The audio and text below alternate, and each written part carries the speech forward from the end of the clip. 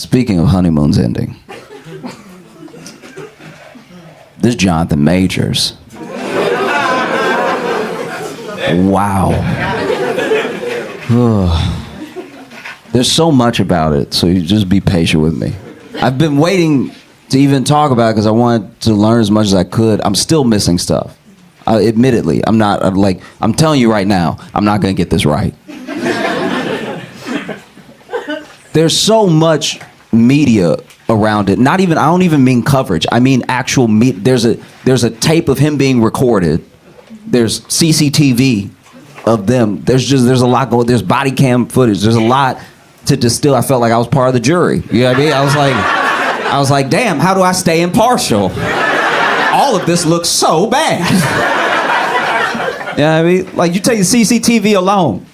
We don't know what happened in the car, but apparently in the car is when she scratched up his face and it's when he hurt her finger. All we see is CCTV of him getting out the car and then her trying to get out the car, right? Because in this moment, she's discovered that he's cheating. All right? So now he's trying to get out of the car. She's trying to get out of the car. He picks her up and puts her back in the car like a toddler, right? Like he just sort of lifts her up and is like there, right? And then this man took off. He ran. He ran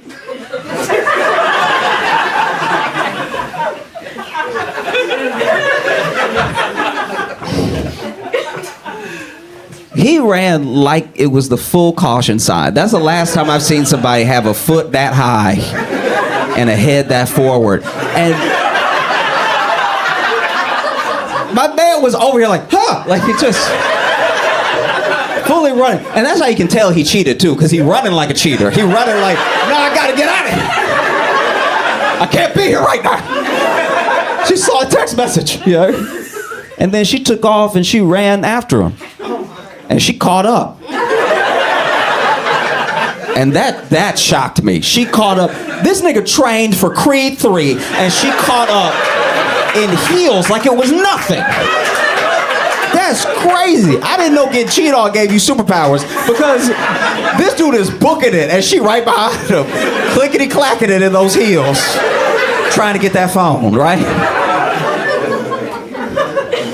And so then you just see another CCTV angle and you see him running the other way. And this time it's scarier because this time she not running. This time she's stalking him like Jason, just...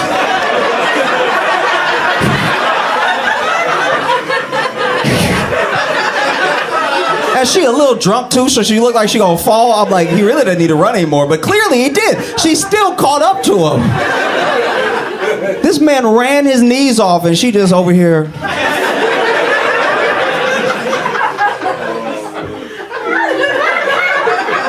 And then they run into like 3 random people.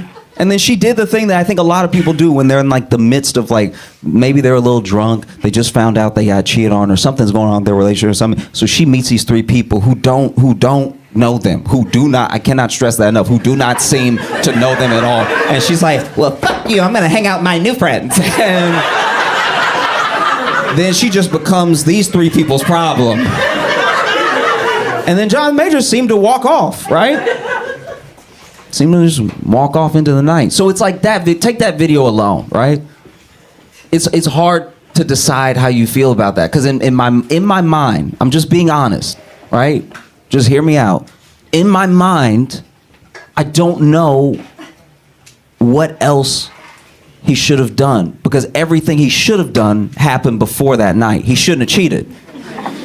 If he didn't cheat, maybe none of this would have happened.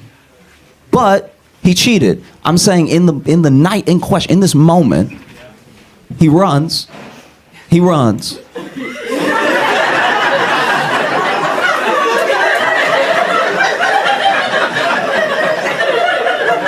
He's out of cardio. Like this is...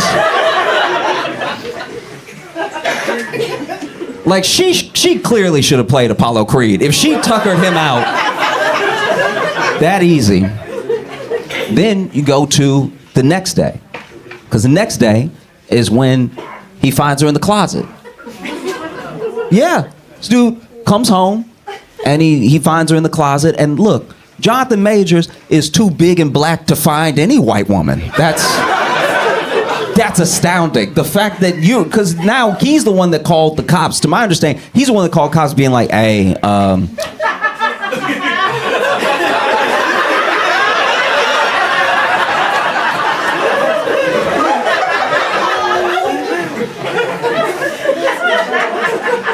that's the only time I've seen someone call the cops, and you can hear it in his voice where he's like, I'm gonna need you to sit down.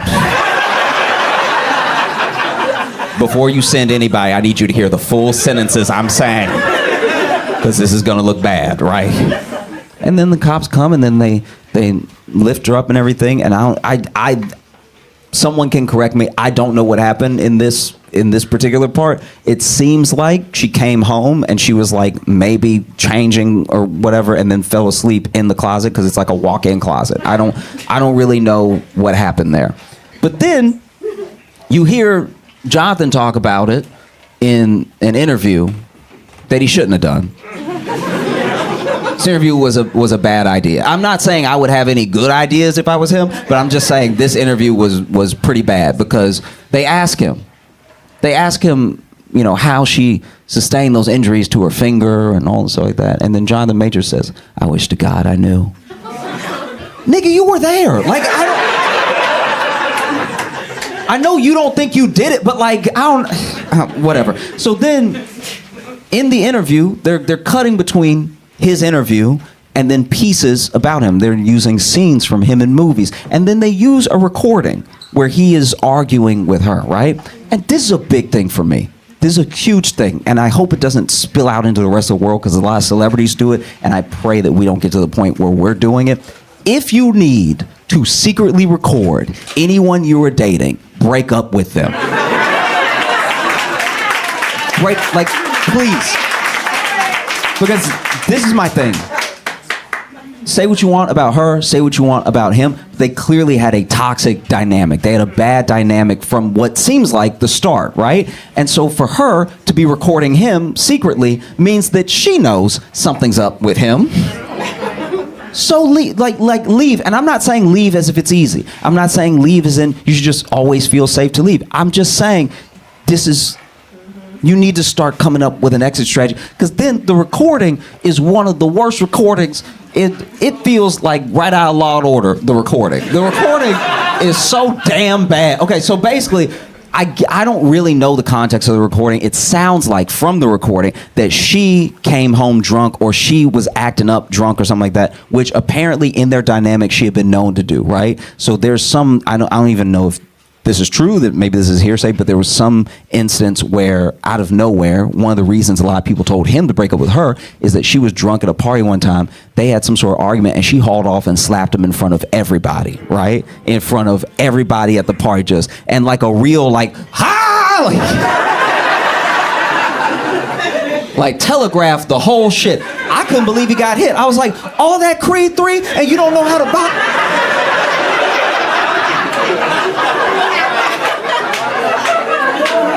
You over here just eating shots? That's crazy. That's boxing 101. Somebody does this, you do this. I'm not even a fighter and I know that. I'm just saying, like she, whatever. I don't know what actually happened. All I know is the recording starts with him being like, listen, I'm doing a lot right now. I'm doing a lot for my people. I'm doing a lot for the culture. I am a great man.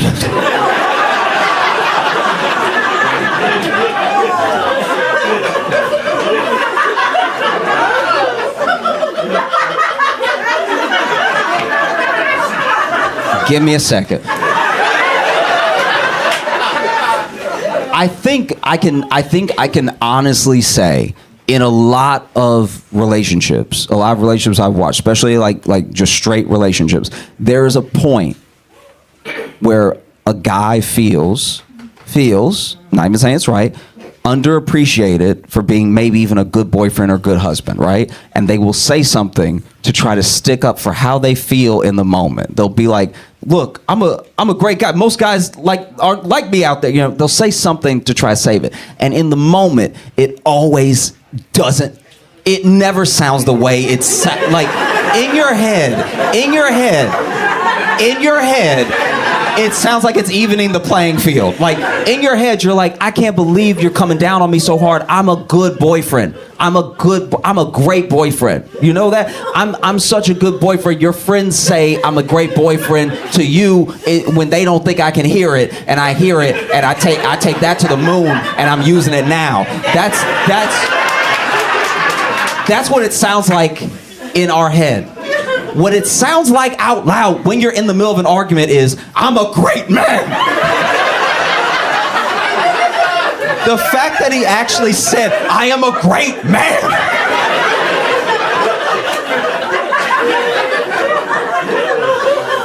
And look, I don't know what it's like to date either one of them. I'm just going off of what we've seen and what I've seen that has happened, right? I don't know what it's like to date either one. I'm just saying, I can see how you're in the moment and you really think you're cooking. But it should be a sign to you that the person that you're like just going off on is saying nothing. And look, if I'm being honest with you, when I listen to that recording, I do think it's a little bit of a setup because she says nothing, right? And you can tell she a little drunk too, because the only thing you can hear is like him being like, I'm a great man, and her be like, ugh.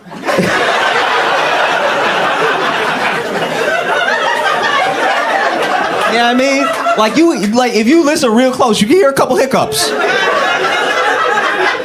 I'm not saying that gives him the right to be over here. I'm a great man, you know, like. And look, to be fair, maybe she was just recording him because he kept telling her to be like Coretta, and she had no fucking idea what that meant. She's like, I'm a white woman that was born in the UK. I don't know how to connect these two things.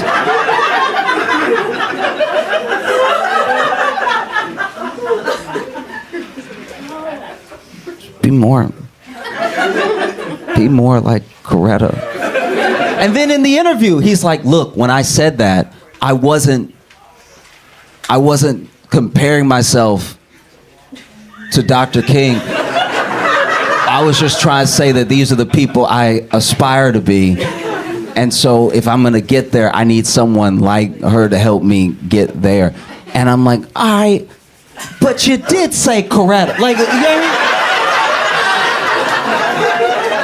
It'd be different if he was just like, I need you to do better.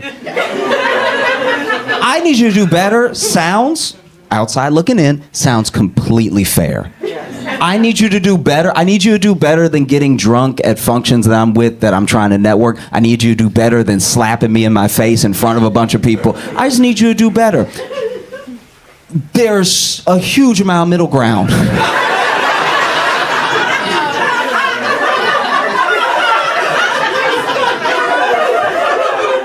Between do you see what I'm saying? Like,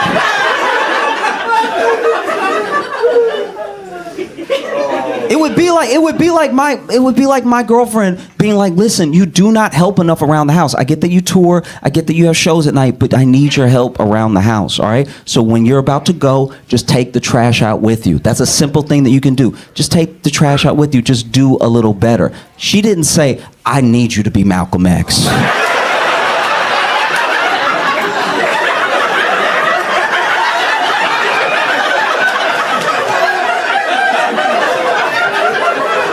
Do you see the difference?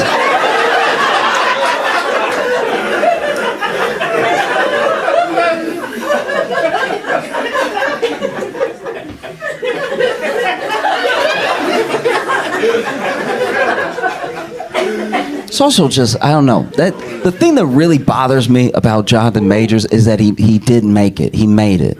All this happened after he made it. And it's so hard. And like even take away for a second being a black actor. Take away for a second where he comes from. It's hard in general. This is like the NFL of drama. And he made it. And then this happens, you know?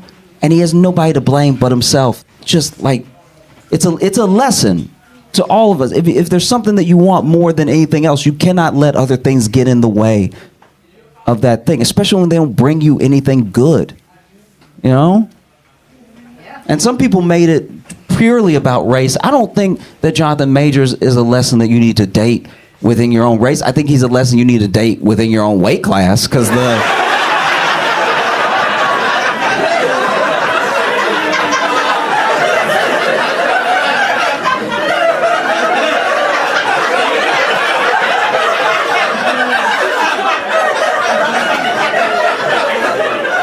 the optics are terrible, all right? Jonathan Majors is 34 years old. Jonathan Majors is 34. That blew my mind. He's 34. We're closer in age than I ever thought. He's 34. And he doesn't look 34. That man looked 46 from 1958.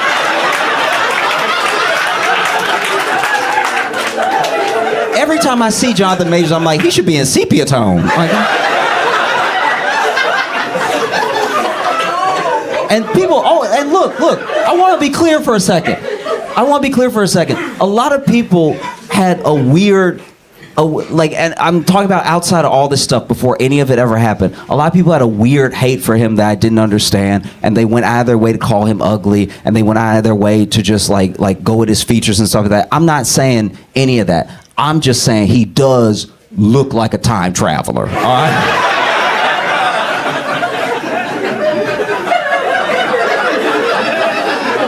Like if he told me he knew Dr. King personally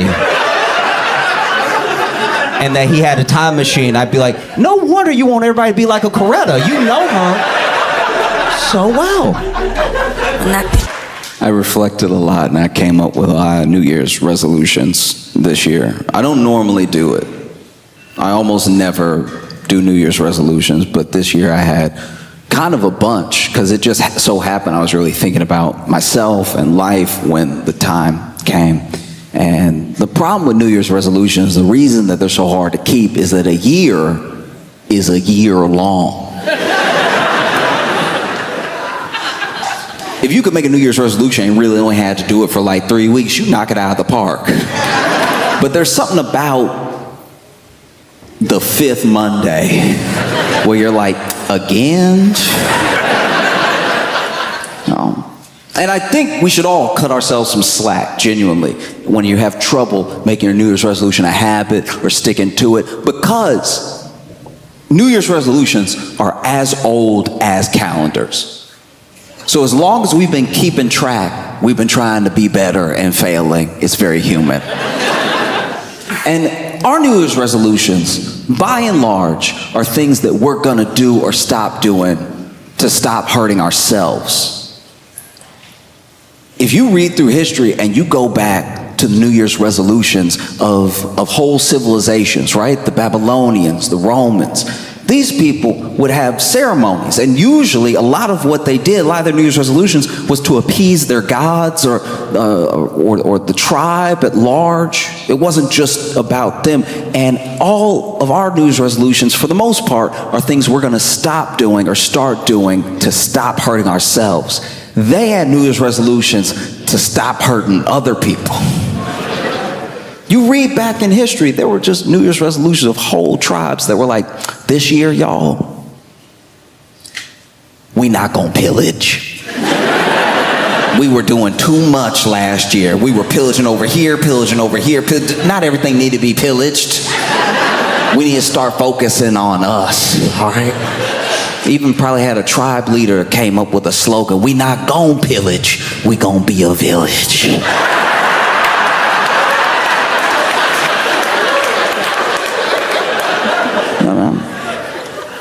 No, it's as old as time. And admittedly, there are some modern New Year's resolutions. I do know a few people in my life that have had to make New Year's resolutions to stop hurting other people. You know, it's rare, but it does happen. Like I had one friend nonchalantly said, you know what, this year, I'm gonna cut less people.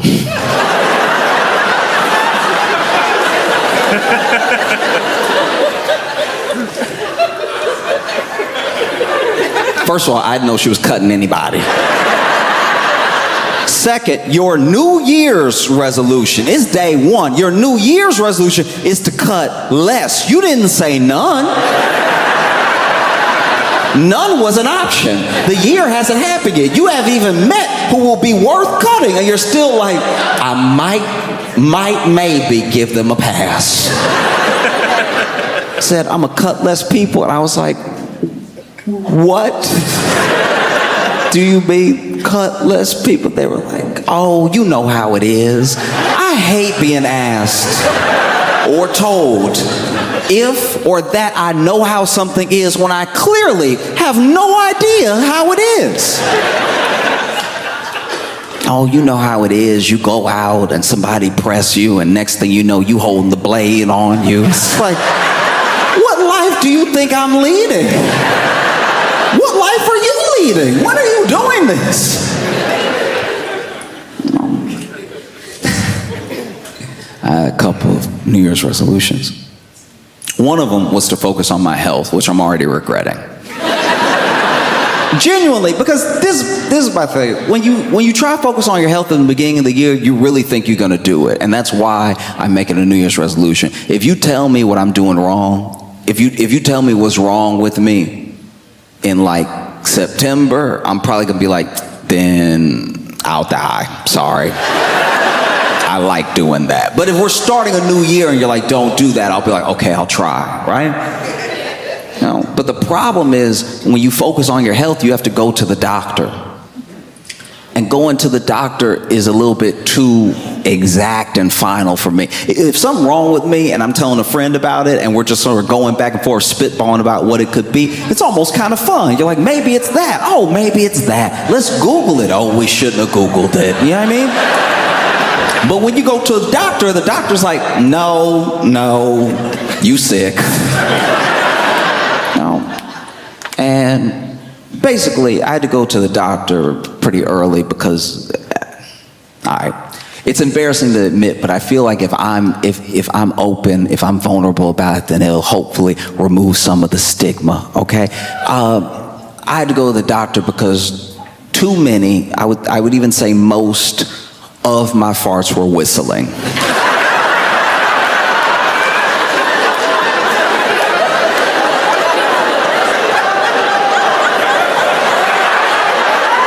Okay, all right. So if you're going through what I'm going through and you hear that laughter, that's why I'm doing this, to try to break through, to try to show the normalcy of what was happening to me. So basically, when I would fart, I don't even fart all the time, but every once in a while, you know, one goes, and it was just having at the tail end, very tail end, it was having just a little like to it. I didn't know where it was coming from. I didn't know why it was happening, but I was hearing it. And I'm not like a musician in that way. I don't know a lot of music theory, but it did seem like a bit of a D sharp to it. Like it had a little bit of that fire alarm, a little bit of that at the very end, right? And so one day I was walking and I don't even remember the food that I had, but it hit me in the wrong way. And so I sounded like a piccolo. I was walking and my steps were just a little fluty. And I don't know about y'all, but sometimes I walk and listen to music. So I'll have my big old headphones on. They're noise canceling, so I can really enjoy the music and everything. And I knew I had a problem because the cut through it was so high of a pitch, it must have got under the noise canceler. And so I was just walking, and I don't know, once again, about you, but when I'm wearing my headphones, I'm listening to music, and I'm walking, it feels like I can fart however loud I want, because I can't hear it, so then it must not be that bad. I know that's not actually how sound works, but it's just kind of what goes through my head while I'm doing it. And I was walking, I just heard it, sort of like, do you remember? And I was like, uh-oh, I should probably talk to somebody. And so I did. I went to the doctor, and when I got to the doctor, I had a bit of an issue because I even tried to use as many big words as I could to describe what was happening to lessen the blow of what I had to say. So I was like, my flatulence is having some orchestral notes to it. And the doctor was like, what? And I'm like, don't do that. One of the main reasons I hate going to the doctor is because if you're a doctor, and especially if you're older than me and you're a doctor, I'm assuming you've been a doctor for a while, right? And if you've been a doctor for a while, then I'm assuming you've seen a lot of stuff. But somehow when I go to the doctor and I tell them my problem, they've never heard of it before. You got all these encyclopedias in here with all these diagrams of people's bodies and stuff, but then I tell you what I'm happening, you're like, what? And then I just made it simple. I was like, look, my farts are whistling. He was like, what? And I was like, that's worse. What happened to bedside manner? And so, he fixed it. I'm fine now. It doesn't happen anymore. But yeah, basically there was something going on where I had pretty much like overexerted myself, and he explained it better, but I guess my organs were kind of like a Tom and Jerry configuration, and it was just making me whistle at the very end, and then it went back to normal. My second New Year's resolution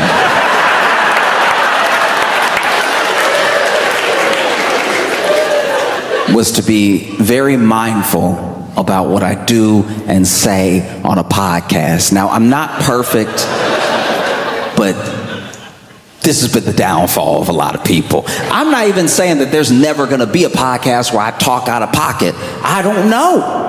It's just talking. And it's so much talking that along the way, you say something dumb or something that doesn't age well or something that you don't even really think. Maybe you're just talking, right? You get anybody to talk for hours and hours and hours, and eventually they'll say something pretty dumb. So I'm trying to be mindful about what I do and say on a podcast, because when podcasts started, before there was a ton of money in it, it was just one of two things. It was either people who had such a great rapport with each other that listening to them felt like listening with them, like being there with them and just having a party with your friends, and it was an interesting conversation that you felt like you were a part of, right? Or there was a very interesting person, an incredibly interesting person, and then someone had them on their podcast who was a good interviewer, and through giving a good interview, they pulled all of these interesting and beautiful things out of this very interesting person and then gave it to you. And so you either got some sort of education from it or you got some sort of community from it, right? And now podcasts, I think we made too many microphones.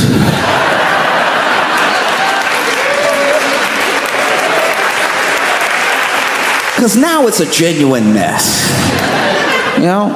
Like I watched what I think was maybe one of the most important podcast clips of all time, one that exactly, perfectly describes what I'm kind of talking about. Mike D has a podcast, and in that podcast he was talking to OG Tulo, a rapper. And while he was talking to him, OG Tulo reaches into his pocket and somehow shoots himself in the leg.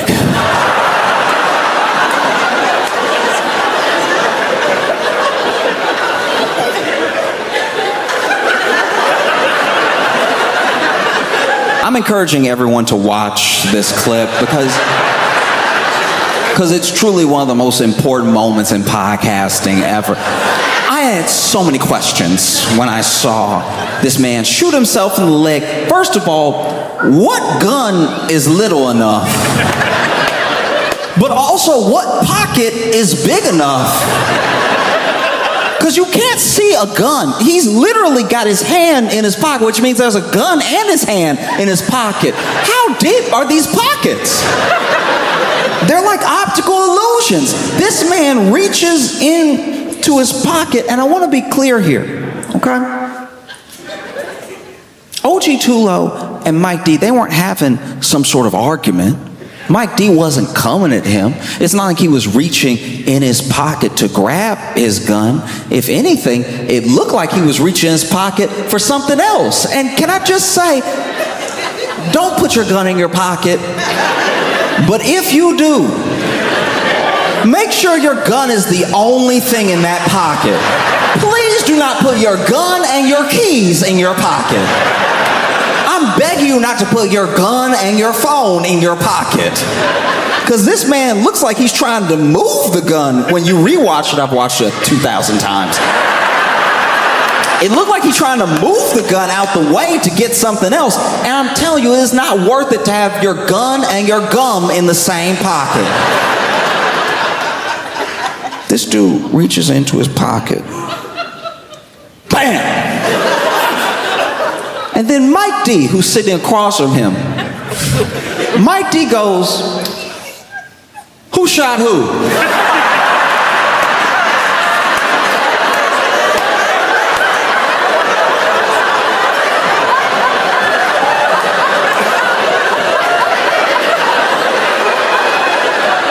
They're facing each other. He turns to the cameras out there where the people are, who I guess are producing the podcast. And he turns to them and goes, "Who shot who?"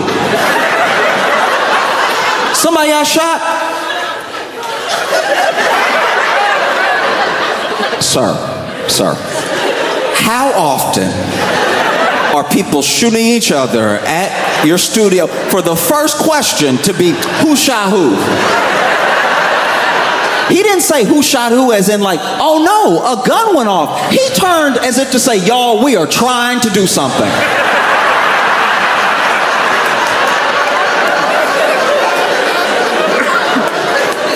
This man turns, "Who shot who?"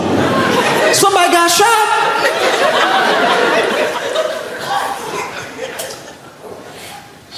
When you look for the clip, OG2Low, now that's O, letter O, G, letter G, we're capital letters, the number 2, like an email, OG2Low, right? OG2Low is fascinating to me because there are a lot of rappers who their name is not,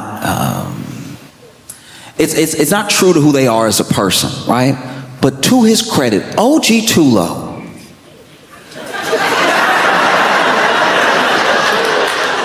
shoots himself in the leg and only goes, his reaction to shooting himself in the leg, all he does is go, "Ooh."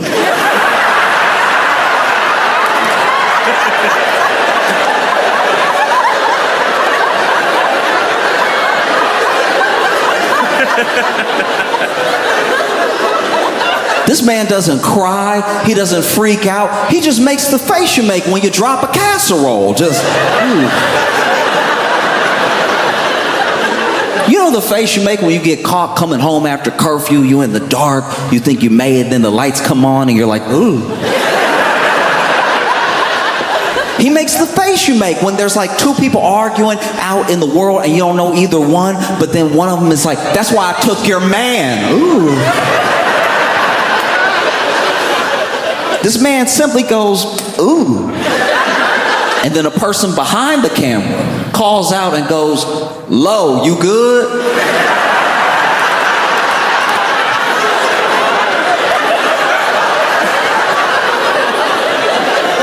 There are a few things I hate more than being asked if I'm good when I should not be good. When I'm clearly, people wait till you hurt to ask if you're okay. And I understand the reflex question, but you just saw something very bad happen. You saw a man reach in his pocket where he clearly forgot he had a gun. And then shoot himself in the leg, and now you go, "Low, you good?" And OG2Low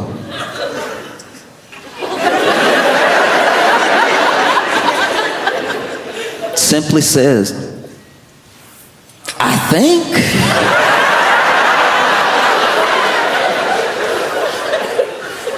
And so I'm trying to be more mindful about what podcasts I do and what I do on them, because I've seen how bad it can go.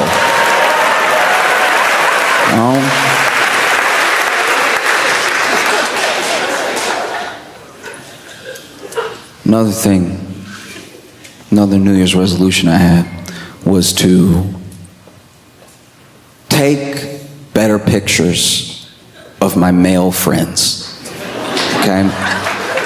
As men, we gotta start taking better pictures. This is rough. We wonder why it's a struggle out here, but I'm telling you, I know good men. Not just decent men, I'm talking about good, wholesome men. Father figures, father material, marriage material men who are out here taking pictures forehead first.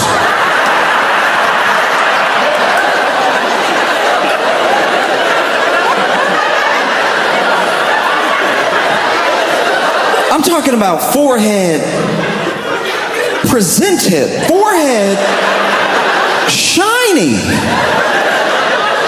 optical illusion, forehead forward. I don't even know how you get that angle. Did you put the camera on your head? You know, because that's what happens. As a man, you don't get that many good pictures taken of you by other dudes. You know? And then you post it because it's one of the only good pictures you have. You want to go on a dating site, you want to meet people, you go ahead and you post the pictures you have of yourself because what you have is what you have. And then you put that out into the world and you wonder why there aren't many bites.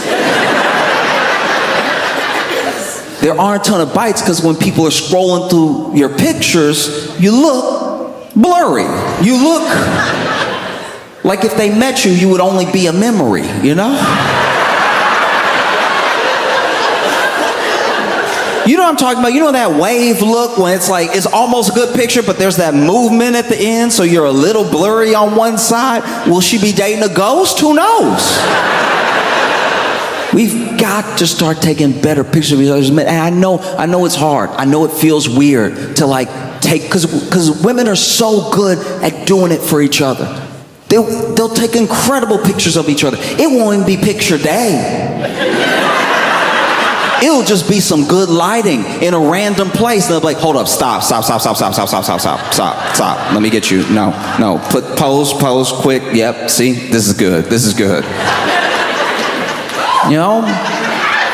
It's tough. We don't try enough.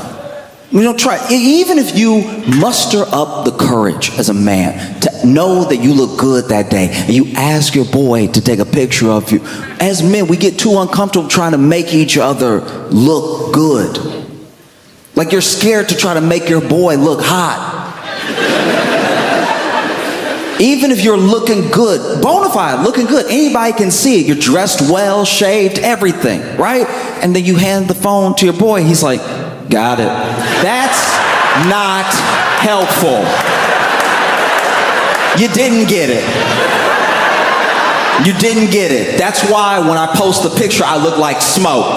Because you were so uncomfortable, you couldn't stop, let the phone rest for a sec. The phone didn't even get to adjust.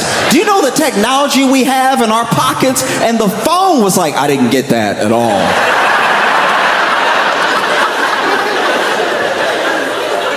Women will do anything to take a good picture of their friend, especially when the friendship is mixed. Like when you're out with your male, female friends, and you're just walking, going to a restaurant, whatever, and then there's a moment where it's like, hey, this is good lighting, stop, let me take a picture of you.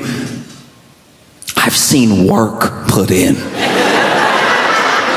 Because they love their friend. The things I've seen, it's not just one of these. I've seen women get angles for each other. Angles that had never occurred to me to get. The way that I've seen women work their knees backwards.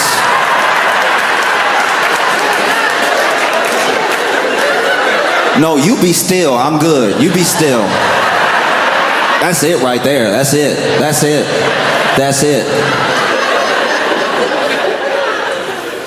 No, men take such bad pictures of ourselves and have such bad pictures of us taken. I'm pretty sure that's why nobody looks for us when we go missing. Be honest right now. If there is a man that goes missing, if they even put his picture on the local news,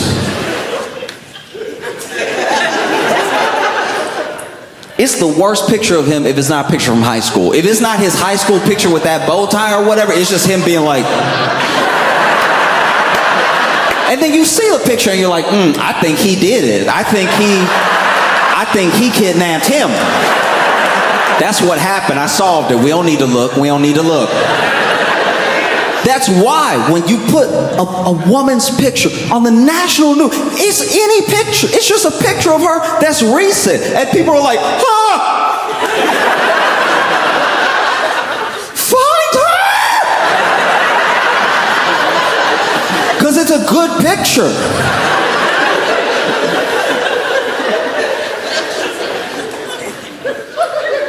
Another New Year's resolution that I made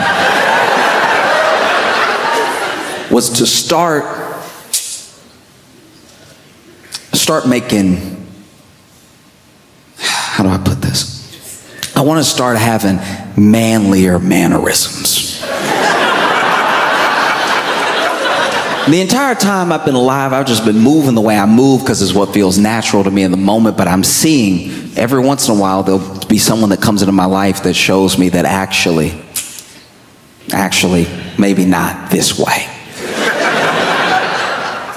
When I was young, I was working this job, and there was a dude on the job who was he was in prison and he was on work release. And he took me under his wing and was trying to teach me how to be more of a man. I didn't ask him to, but I also didn't really know how to take up for myself, so.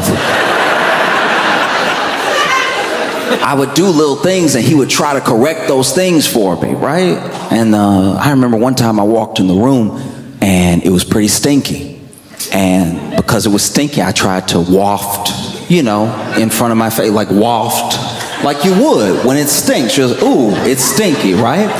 You know what I mean? Like, you've done this. Don't act like it was stinky, right? But the way I did it, my hands were too fluid when I was, because it was stinky, but I felt like this was more efficient to get it out of my face. I was like whipping it out of the way, right?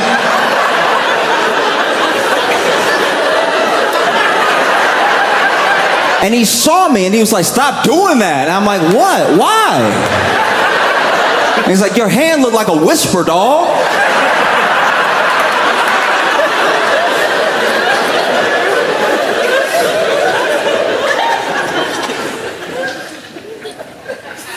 One time he tried to,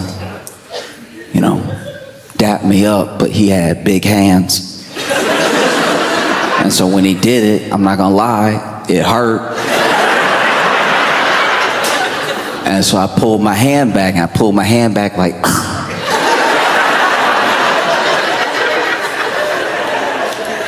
and he was like, don't do that. I'm like, what should I do then? He's like, I don't know, but not that. The worst one was, people talk about fight or flight, and people often don't talk about freeze, which is what I did in this particular situation. This dude had been on work release, right? And some dudes who he must have got into it with before he went to jail found out where he worked. They waited for him to take a smoke break and they tried to jump him. Now initially when they tried to jump him, they were just pressing him outside talking. I don't know if he owed them money. I don't know what the situation was. All I know is I'm walking out with the trash and then they swing on this dude, all right?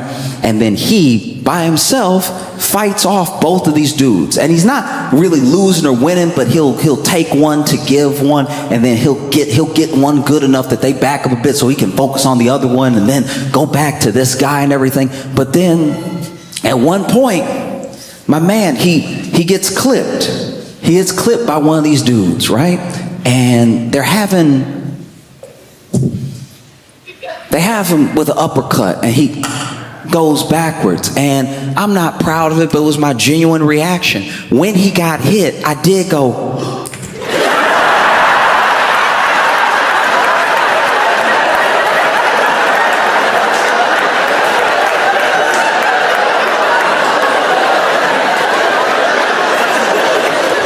Because apparently I touch my cheeks when I gasp.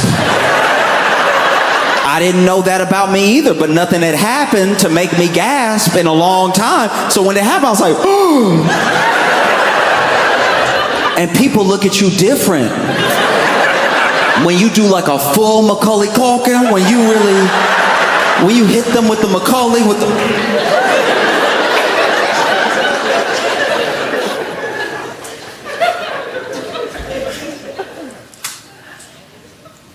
Another one of my New Year's resolutions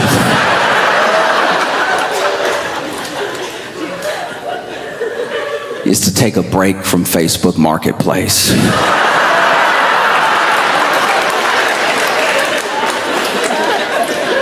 This is my thing.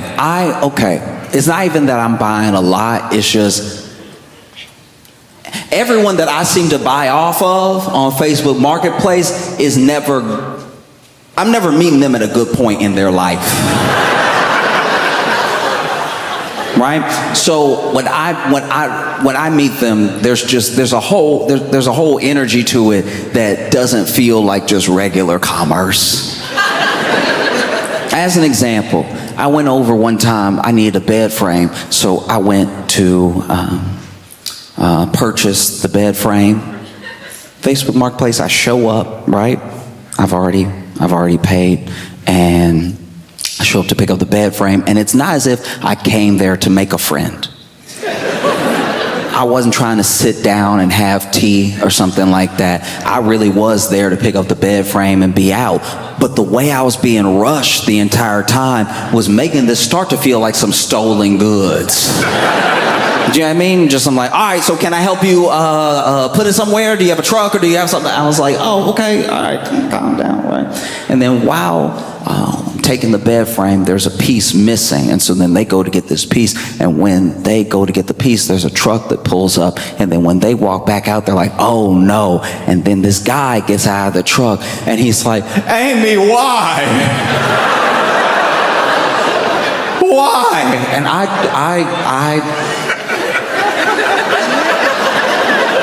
I'm just here for the bed frame.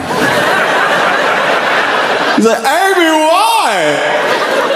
And she's like, I told you why. I'm done with you. I'm sick of it. I'm sick of everything that you do. I've given you so many chances. And now she is yelling over my shoulder. Like I'm here. I'm where I am now. She's right here yelling at him who's behind me going, why? So I am kind of like this child of divorce in this moment.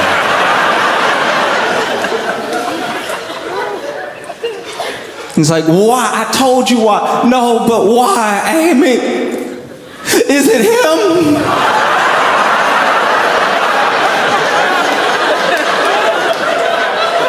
And I can honestly tell you right now, it didn't look like it would be me, because when he said, is it him? I went, huh?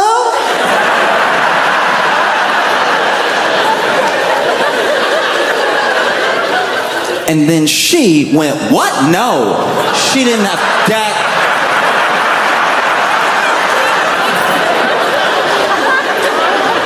Now I'm looking at both of them like, oh.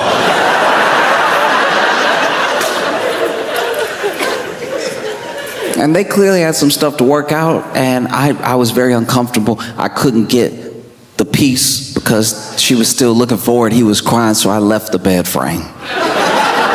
Another time, there was another time where I was going to buy a teddy bear. I had someone that I was trying to get the teddy bear for because they like novelty teddy bears. I was trying to do something a little sweet and everything. And I go there to pick up the teddy bear, and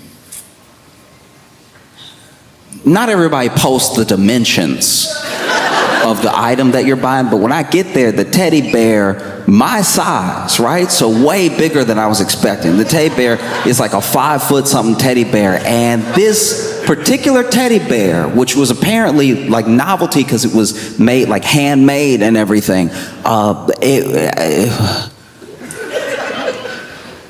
from behind, the teddy bear had a lot of ass.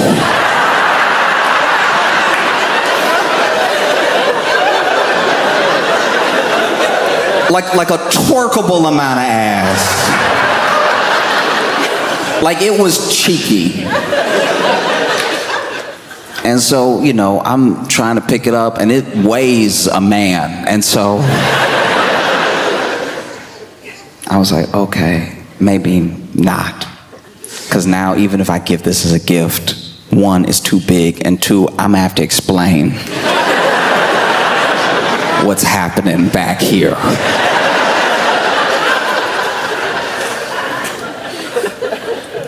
I went to buy a fridge one time, And I get there, and I'm talking to this guy about the fridge, like where I should go get it, and he's looking at me confused. And he's standing right outside of the address that I was given, and he sounded all confused. And then he tells me he's there to buy a fridge.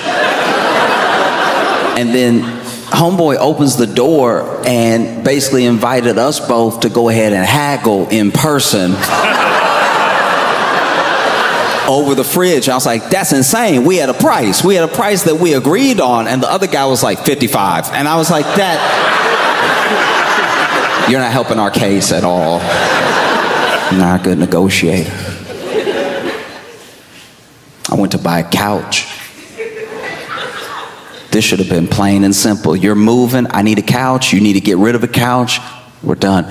I show up, even had the truck ready, because I've known from before, you gotta have the getaway vehicle in tow. And sure enough, pull up, we're carrying out the couch in pieces, cushions first, also like that, trying to get the couch lifted up out the door and stuff. And this man who is selling the couch keeps trying to upsell me on dolls that he made himself. And you can tell. He made these like knockoff porcelain Cabbage Patch dolls already freaking looking to begin with. They already look at you, no matter where you are in the room, they got eyes on you. And then he made it so he stuffed them a little bit, and then he put a button on it. And when you put the button on it, it was supposed to cry. Like, the way that you buy it, the way it's wham, okay, hold the baby, right. Except he must have recorded the cry. Because this doll's cry was haunting. You press the button on this doll to cry because he did it, no one asked him to. Trying to upsell us on these dolls while we trying to lift a couch that is apparently made out of lead because we cannot get it up. Meanwhile, he not helping, presses the button on the doll, and the doll, instead of a wham, wham, it gives a cry that screams 1800s horror movie. This doll presses the button, this doll goes, ah!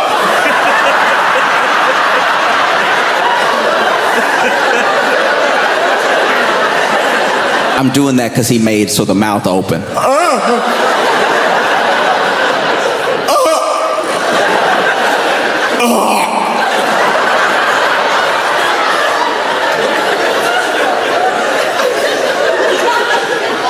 I was so genuinely terrified that I left the couch.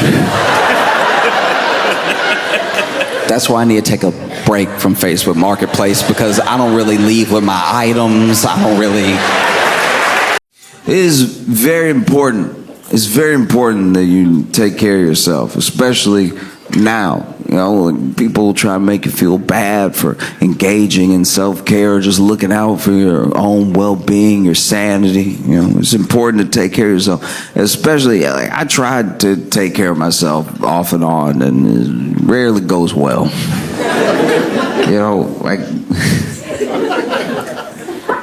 I was going through a bit of I wouldn't call it an episode, but I was just really down. I was real depressed and everything. And my friend suggested, because this is at a time in my life where I was not going to be able to afford therapy. Therapy was just going to be whoever was listening right now.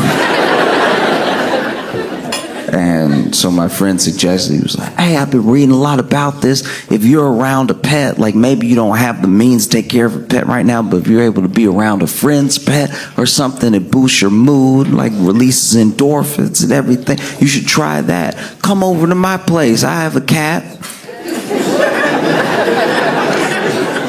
And I was like, well, this is better than nothing, so I'll give it a try. And I went over. I had never met his cat before. But this cat, he always talked about how sweet it was and how it was like a dog and everything.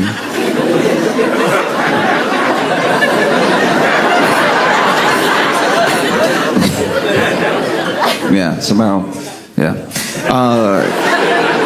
And so I get over there, and he's like, yeah, just, hang out with us. We'll watch a movie, let him sit on your lap and everything. And, I guarantee you'll start to feel better. And I was like, all right.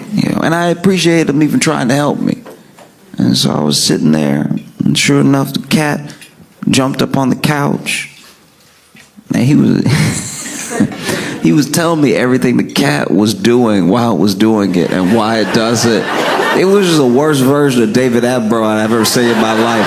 Because the cat, first of all, the cat hopped up, and then he was like, he's trying to meet you. See, he wants to get to know you, like get your sense, suss you out, feel your vibe and everything. And I was like, yeah, I gathered that. I didn't think he jumped on the couch like, what?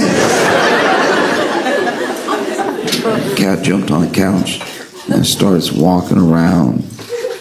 The couch walks like top of the couch behind my head and everything. And I know I was depressed, but this was making me very anxious because the way the cat was stalking around me just felt like it was about to strike.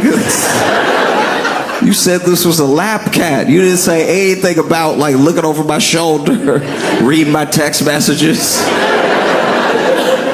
Sure enough, the cat hopped down between the two of us, and then he got on my lap, and he did do a little like, started like kneading on my thighs and everything, got in a little circle, and laid right down on my lap.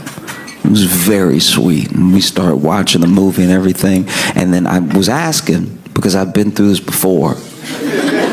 No, I've been in this situation where people are like, no, my cat's great. You would love my cat. My cat loves when you pet him and everything. And then I come over and I pet the cat, and then 3 pets in. Like, first one, we're fine. Second one, we're good. Third one, I don't know what I did. But you would think that the third time I rubbed the cat, I said something about its mother, because the way that it pops up offended. And then people always blame me. They're like, you're doing it wrong. I'm like, I'm doing it the way I did it the first 2 times. There's no way that cats have a 3-strike rule. There's no way it didn't like it the first 2 times, but leaned into it, but then hated me the 3rd time. And so I was like, hey, how does he like the rubs? Is there something that he like specific to him, or just is anything fine? And he's like, oh, he likes when you start at the top of the head, like scratch behind the ears and then rub all the way down. I was like, okay, sure. That's fine. Easy instructions. I think I can do this. I should be good. And so, sure enough, scratch top of the head, scratch behind the ears, then rub his back. And it was nice. It was like a little rhythm to it and everything. And I guess he liked it enough that he started to purr. But this cat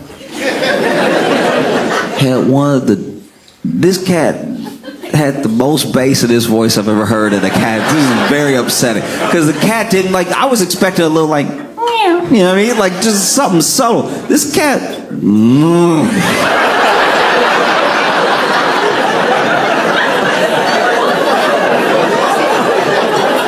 like he didn't move, but he almost moved. Like it was so deep. He almost didn't get to the owl at the end. This cat, I'm rubbing it.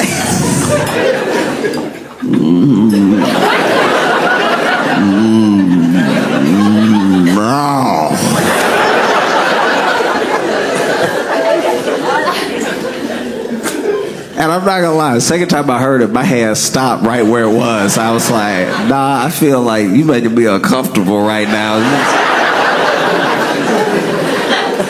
Because I was over here, so I would scratch the head, and the cat started like really, like almost like standing up a little bit in my lap just to lean into the scratch more, so I was seeing his face, and I didn't like the face the cat was making. It's always satisfying when you're like scratching a dog and the dog gets like so into it that the foot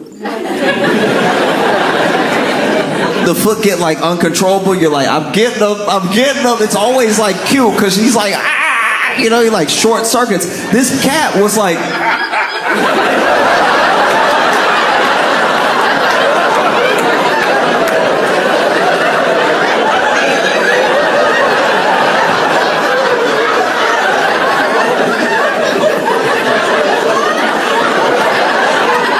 could see his face.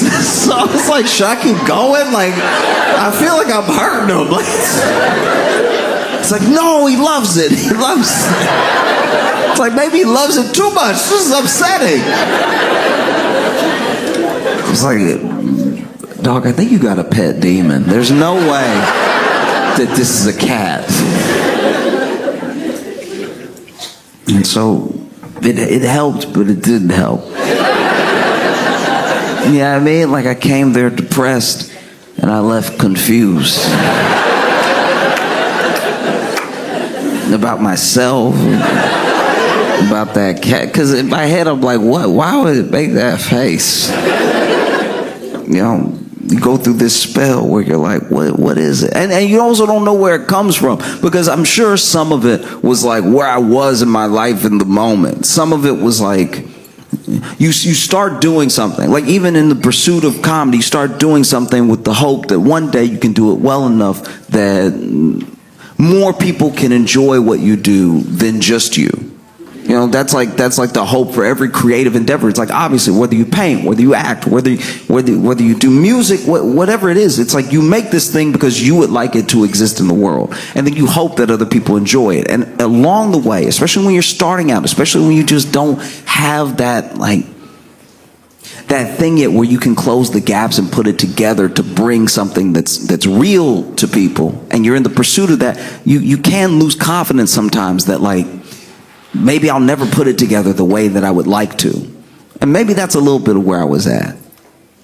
But a lot of it was being broke. A lot of it was also being broke. It's like, yes, I want to do my art and do it better, but man, that's a lot of grilled cheese for dinner. That is a ridiculous amount of grilled cheese for dinner. And so I even, you know, thinking about it, self-care, how do I take care of my physical health, my mental health? I was like, I'll meditate. I'll start meditating. That'll be good for me. Yeah, I got a lot of thoughts in my head. It always feels like there's a bunch of noise in here. I'll meditate. I'll clear the noise, right? And so I thought to myself, okay, how do you meditate? I went to YouTube. I watched a dude meditate, and I was like, he really just had the camera on him and didn't say anything for 10 minutes. He like low-key took it too literal, and he just meditated. Like his thing, the video said how to meditate, and then it's just on. I thought it was a picture for a minute, because he was being real still, and he was just. And there was a part of me that was like, did he fall asleep? Like, and so I was like, okay, I'll meditate. So then I bought a book on meditation. I was reading the book about meditation, and then through the book, I was like, okay, these are the things to do. And especially when you have a thought, you know, we're so busy, we're so deep in it, we don't even realize the way that we've made our mind busy feels normal. And it's not until you go on vacation that you realize, like, oh, I don't, like, when I live like that some of that noise is just extra. You do have to do things all day, and you do have a world and a life keeping you busy, but some of the noise is like manufactured from the phone or from the several screens, whatever. So I was like, okay, I'm just going to meditate. And one of the main things they talk about in meditation is that you cannot beat yourself up when you get distracted from meditation and your mind starts to wander. You just notice your mind wandering, bring yourself back to the point of not wandering, and then hold on to that moment for as long as you can, right? And then you'll start to think about stuff, but just come back. You'll be fine. And eventually you'll get so good at not wandering that you'll really have like a calm mind. And it won't be every day, and it won't be all the time. But when you put your intention to it, you'll have a calm mind. So I sat down. I'm going to meditate. Okay. I tried to like crisscross applesauce my legs, and I was realizing, I was like, my right going to fall asleep. I don't know why I'm not as flexible as I should be. And so I was just sitting, put my feet together and everything. And I was like, okay. Just breathe. Just breathe. Just think about your breath. Hold on to the ideas of your breath. Just think about how you're breathing. That's how you stay present. Every breath is important. Being present is important. Don't think about anything else. Don't think about how we left the gold standard, and so now there's really nothing but fear and anxiety backing up the dollar and the sort of like weighted debt system that we live in, because it really is the only thing holding us together, is like the expectation that it can't possibly fall apart, because if it ever fell apart, it would fall apart for everyone. It's basically like our economy, our government is holding a gun to the heads of us and every other nation at the same time. And if we at all stop this thing, if we ever stop this machine from running, maybe we could like release ourselves from the idea of this like economic, like, if we're being honest, like an economic enslavement to the dollar and to the ideas behind the dollar, and we could end up in a better world, a world where like maybe you could actually work with some sort of meritocracy for your both your efforts and for your work. And if we got there, if we were able to do that. I wandered and okay, all right. And so I went ahead and I stopped meditating. I stopped meditating. Maybe I'll start again one day. But I stopped meditating because it was bad for my mental health. At least the way I was doing it, because I was doing it wrong. It was basically just me crashing out with my eyes closed in a quiet room with a drippy faucet.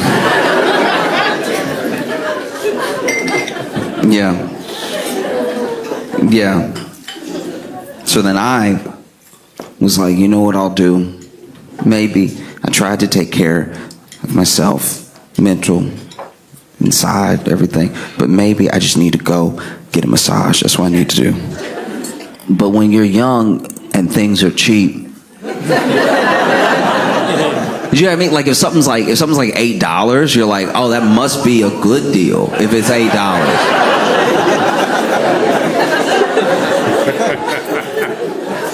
I went to this place because they were doing a promotion. They basically wanted you to become a member, and the membership was like whatever, like $40 a month. But if you signed up, you could basically sign up after the first massage. And so the first massage, to get you to do it for sure, but still have something to pay the masseuse, the first massage is like $8. Right? So it's $8. $40 subscription. You could come in like twice a week or whatever, but like $8. I was like, $8? Okay. I'm sure I got a bunch of knots and everything. My back always hurts. Let's go ahead and get this massage. And when I tell you that this massage was worth $2,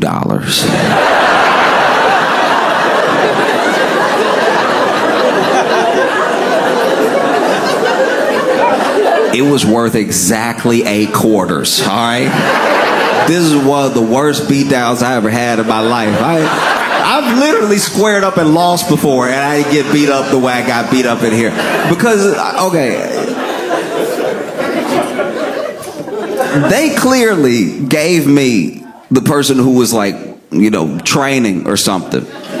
Because it's a room where you can hear, it's like three different people are all broken off in these like little stalls, but you can hear what's happening around you.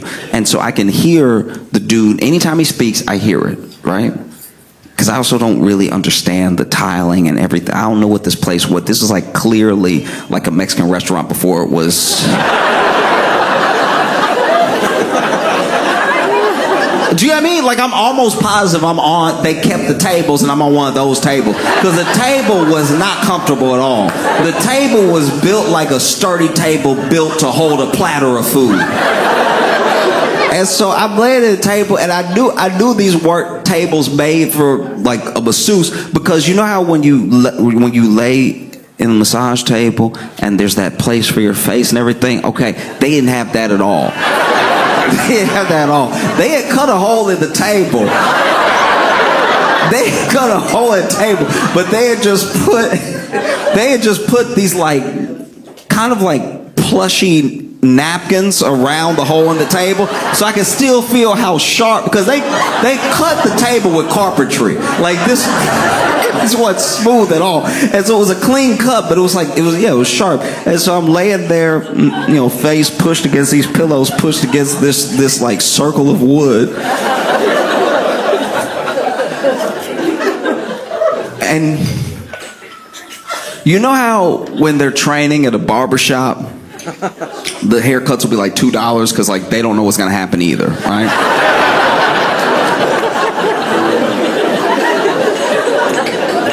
I had my head down so I can only tell y'all what I felt. But once again, you have like my ears aren't covered or anything, and so there's music playing in the background, but I can hear his footsteps. And I don't know what goes into the massage because I didn't ask any questions because I didn't. So I don't know if this is going to be one of those like Swedish or like hot stone or like whatever rub down thing. I just know that I paid $8. I'm getting a massage. And so I'm laying there. And then I said, I'm not even kidding. I'm laying there and this dude is walking around me for too long.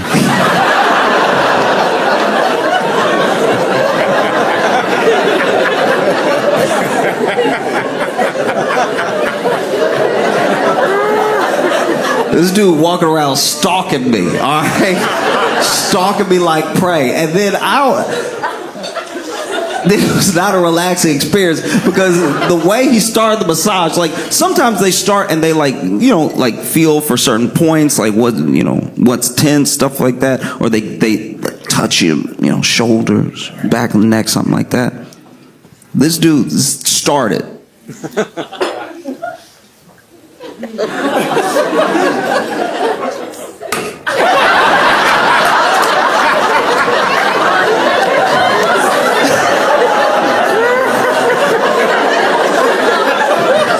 And in my head, I'm like, oh, so it's a fight. Like, that's crazy. The fact that the way you start is just to hit me in my back. Dude stalking around, hit me, kept walking. And I couldn't tell if he was walking because he was just walking in circles or if he had lost something.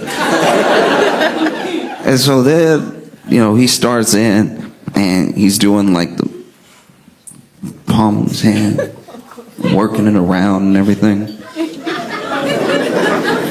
Like really putting it together. The man they gave me for the massage was a big man in every sense of the word. He was wide, he was tall, he was big and strong.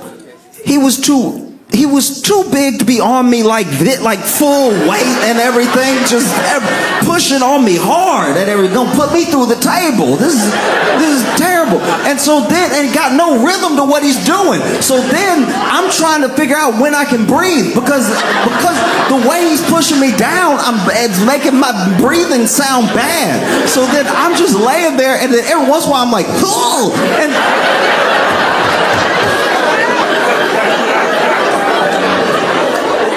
this is violence. This isn't a massage. He punching me slow. I've said something I should have said with my full chest and then had to start fighting. I've never been through this before. This man over here.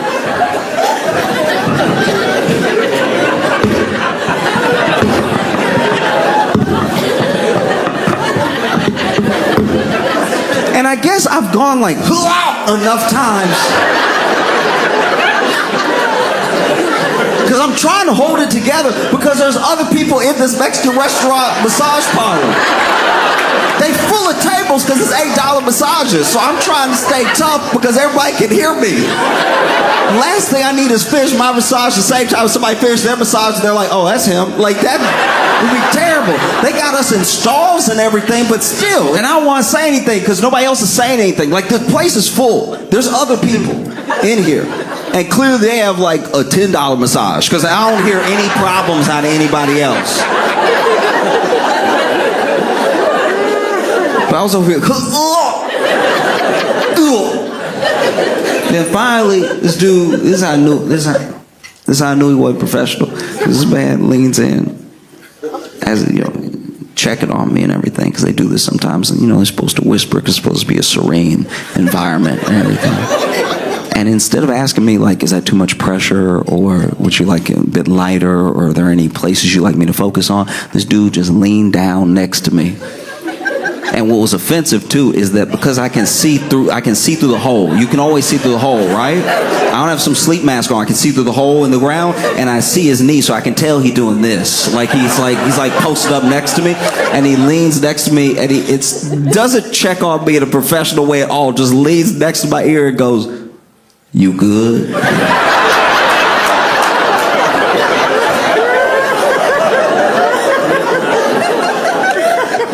You good?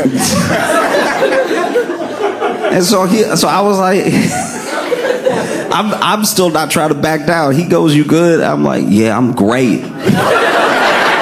That was a lie. I was dying. I was absolutely dying. And then he goes, "Okay." And I think that in his head, that was like, oh, I always hold back for clients. I can finally let loose. And so now this man looked like he from The Blind Side, and then he moved on to my lower back, and he was using his elbow now. Man, just working elbow. I feel what has to be my kidney moving.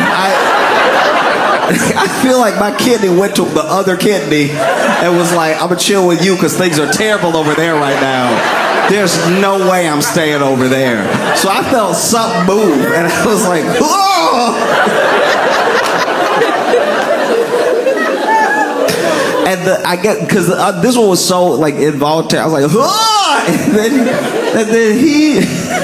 This time he doesn't even lean down. He leans over. He's still above me, and he's like, "You all right?"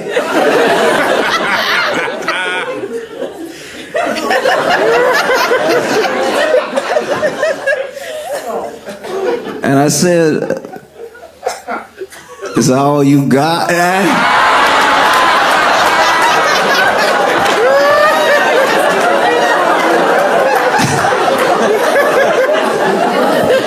And what happened next is completely unacceptable because I don't know.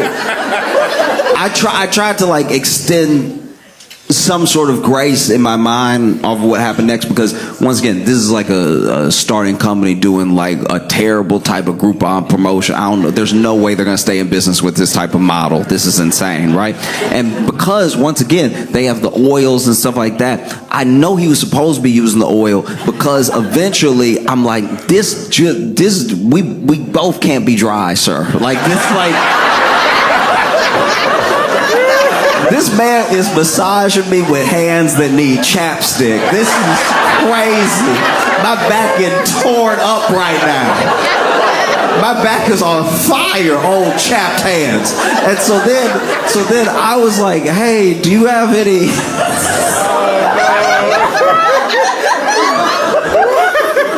Do you have any oil? Because it's like, I don't know, it's kind of like my back's kind of burning, and do you have any oil? And this dude goes, I was more offended by this than anything. This man goes, "I guess." And I was like, no, don't act like I'm doing something to you. This is part of it. It has the oil's here, which means it's part of it. Don't act like I'm some pervert, all right?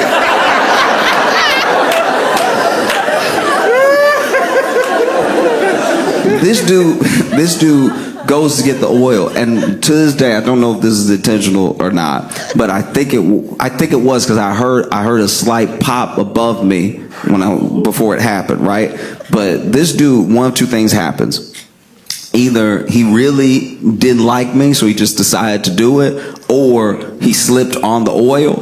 But this dude straight up gave me a people's elbow, like this. I'm laying there, he goes to get the oil, he comes back, and all I hear is,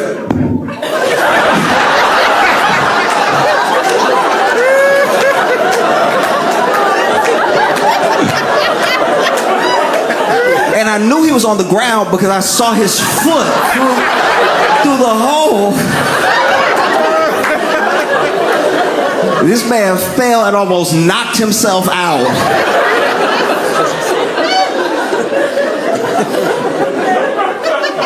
I finally lift my head up out of the table, and I look over my shoulder, and he's getting up, wide-eyed.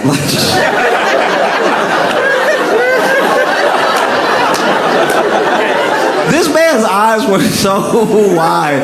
It felt like he gave himself amnesia. Like he was just like, why am I in a massage parlor?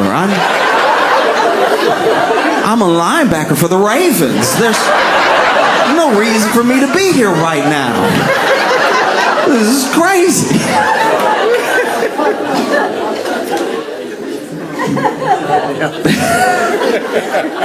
And so then,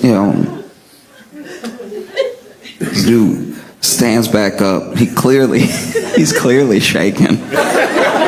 Because by the time he does my legs, he's like barely touching them. He's just like,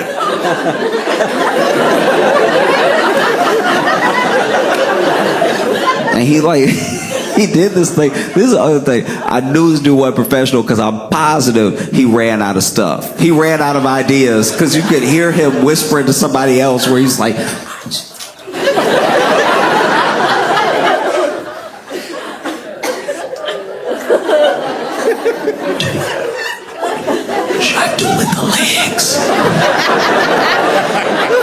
I knew he didn't know what to do with my leg because by the time he got down the leg to the foot, he was holding the back of my foot, right?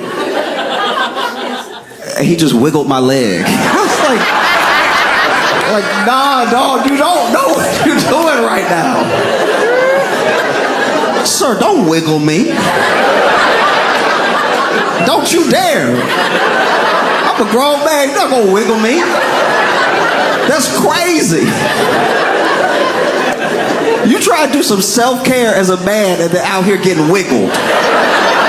That's crazy. Oh, I was furious.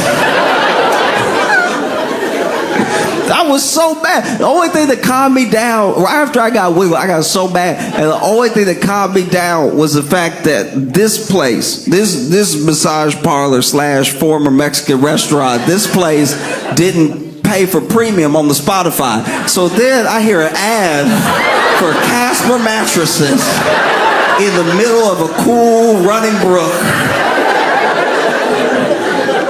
I was like, you know how down bad you have to be to have like 8 customers in here and still be like, we can't swing premium yet.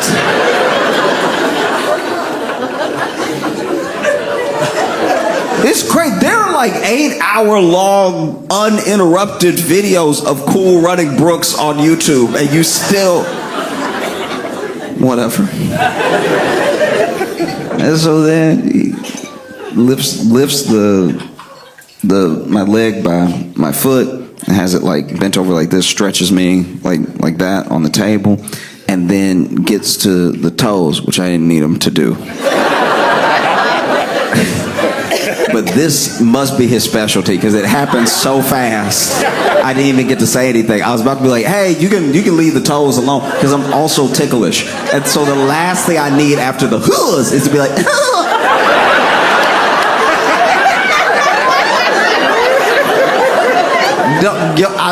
I would die. I would die if everybody in here heard me and then hear me.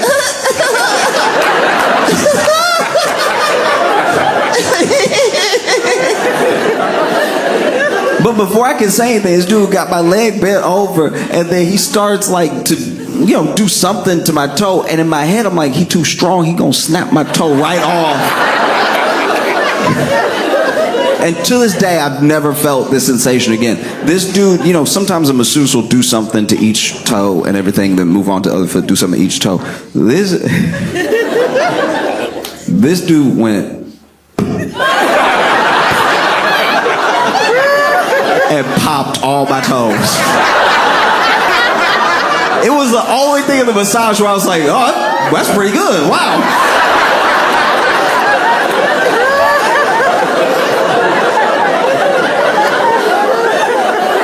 No, this is really good. Like, that's crazy. I feel like I could touch the rim now or something.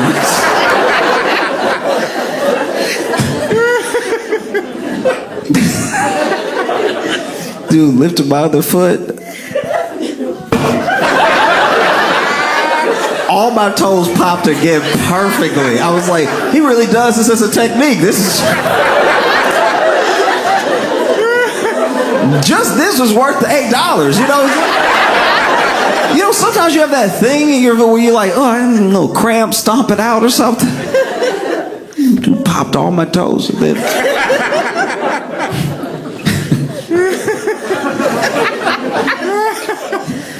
And then, you know, after he did, you know, my back, my legs, my feet, he came over to the side again. So he's like on the other side of the table. And I should have left, right? But he's like, I'm gonna turn around, flip over, dog. And I was like, Dad.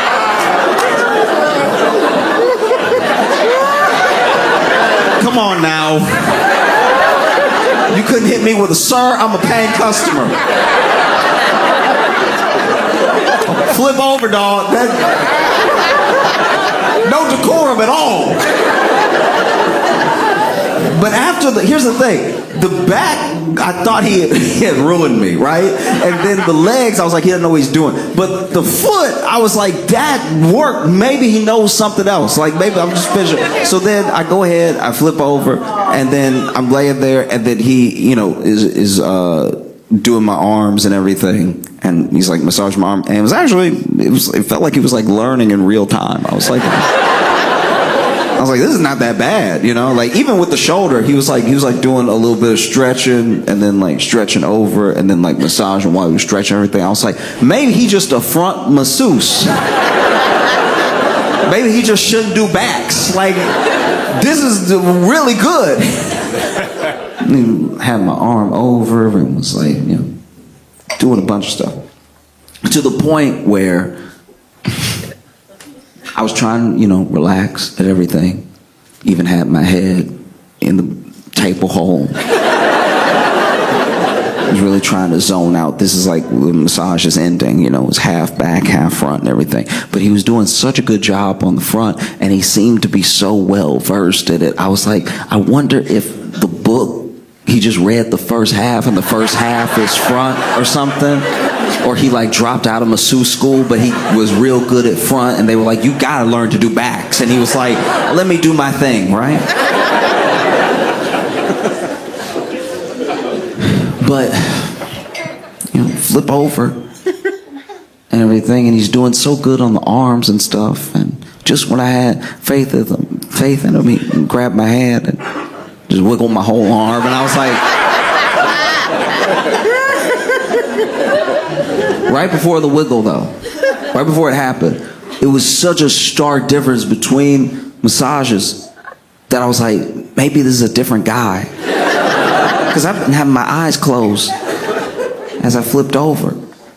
And so I opened my eyes, which is a huge mistake. Because then for the rest of the massage, neither one of us knew when to break eye contact. Like,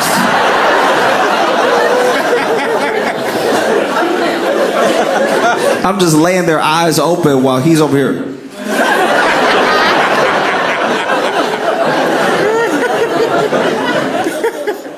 And then walks over, and he's like massaging, you know, like a little bit behind the ear and everything. But like, I don't know why I did it, but like my eyes followed him. So now we're just looking at each other. And in my head, I'm like, blink, blink, blink. Break eye contact, please. He comes over to the other side, does the other arm, and I could tell that I made him uncomfortable. Because after he wiggled the second arm, he just let go. He was like, that's it.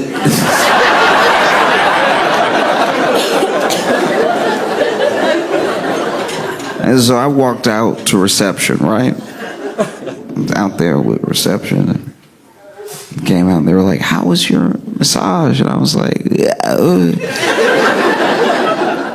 it happened. Definitely happened. They were like, are you good with everything? I'm like, yeah, I'm fine.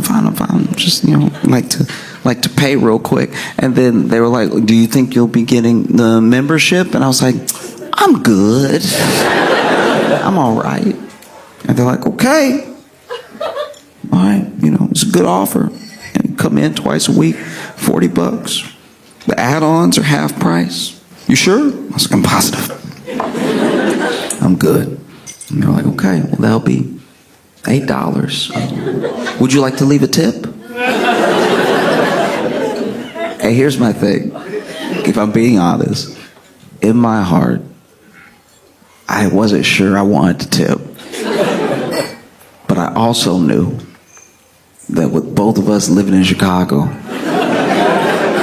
at any time this man could come and find me and massage me.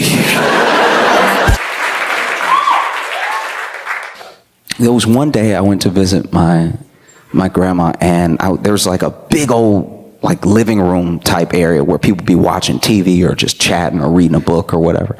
And there was, do y'all remember the commercials for like a Rascal? If you don't know what a Rascal was, it was some direct-to-consumer marketing that was going on TV where you were old and you were in your little chair, but they made it feel like a motorcycle. They made you feel like you could really hit that throttle on them, right? And then you could go off-road with the Rascal too. Like you could just be going over tree trunks and stuff like that without tipping and stuff. And so there was a guy who looked like he had a new Rascal, right? And it wasn't going fast for us. Like, if you could walk, it wasn't going fast. But if you were in a wheelchair and you hit that throttle, you zooming, right? And so you could tell he couldn't really handle it because his head was back while he was.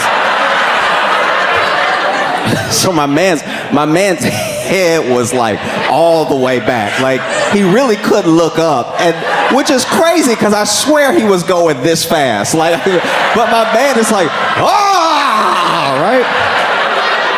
It was incredible. My man is just, you know, and I'm sure in his mind, you know, because everything slows down a little bit as you get older, and now you go in walking speed again, and you haven't been walking for a while. So now all of a sudden you're like, wow, this is what I did when I was back in my 80s, right? So, because I don't know how old he was, but he was dusty, right? He was. You know what I'm talking about. Don't do that. I'm not being mean. It's just at a certain age, no matter who you are, at a certain age, once you hit those like 90, like once you get up in the 9 in the front of the number for your age, there's just a level of like, there's a level of ashy that is time. Y'all want to act like y'all know what I'm talking about, but y'all know that sometimes people get flaky. Okay. I'm gonna move on. Anyway, so my man is zooming, right? He like, and then on the other side of this corner leading to the living room is this other guy who's like in a proper wheelchair, but it has like some little modifications. So I guess it's not a traditional wheelchair. Like he's not fully pushing it himself, but it looks like it has like some little levers on it. I don't know what it was, but it felt like a knockoff Rascal. Like it felt, you know what I mean? Like it felt like somebody sold him some damaged goods where they were like, no, it's a Rascal. He's like, I don't see the throttle anywhere. Just keep looking. It's a Rascal. And so he's going like really, really slow. And as they're getting closer, you know those math problems?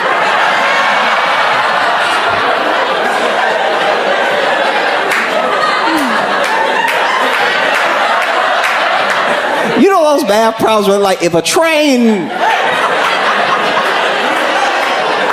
know what I'm talking about, right? If a train leaves Detroit at 5, going 60 miles per hour, and then a train leaves Louisiana going 80 miles per hour at 7 o'clock, when will they crash? Because then even in school they'd be like, when will it crash? I'd be like, this is a dark. Why can't it just be a delivery or something? You wrote the textbook and you putting crash. Now I gotta figure out when everybody's gonna die. I'm not even allowed to warn them in this scenario. But anyway, basically this dude has like, he's kind of turning the wheel, but it looks like it's assisted somehow, and the other guy's zooming, and then I'm standing at the corner and I'm like, who do I try to warn? Because in my head for a second I was like, they gonna miss each other because this guy's going way too fast. And then I realized that he going fast for him. He going walking speed for us, and then this other guy is going nowhere. Like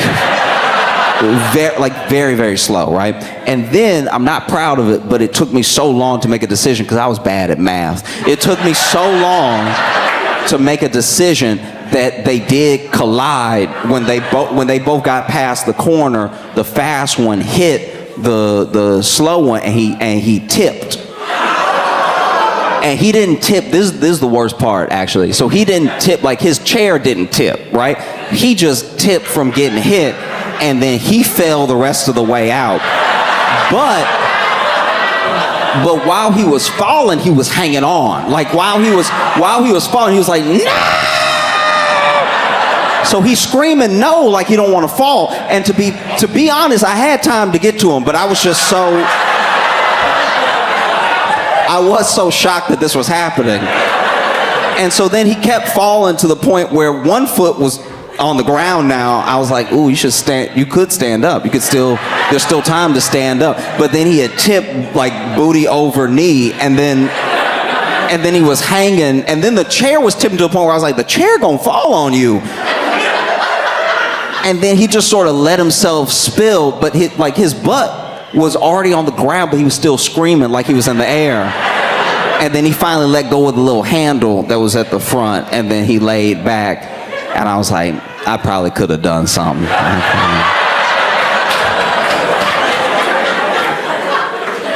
Because to be fair, it was going to happen whether I was watching or not. That moment had nothing to do with me. I was just a witness. And that's how I felt about the debate last night.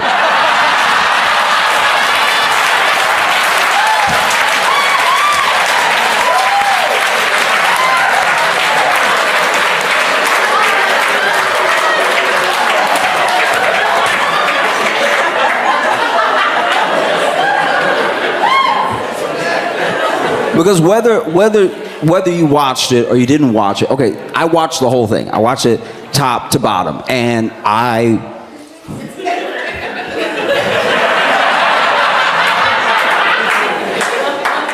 okay. Everything happened that we, figured might happen. But this is the thing that I guess I can't get over. It happened so quickly. We were worried that like maybe an hour in, Biden might have like a senior moment or something. But he said, no, I'm gonna start slow, and I'm gonna ratchet up. Because early, maybe second question, maybe first question, I can't remember. But he said something.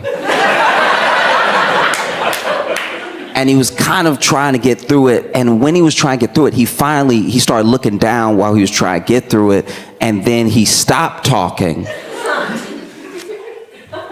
I don't know if there's been a deeper silence in my life than when that man stopped talking. It was still his turn. He had stopped saying anything. And while he was not talking, I was talking. Like while he had been like, right? Like once he got here, when he was looking down, I was like, fall!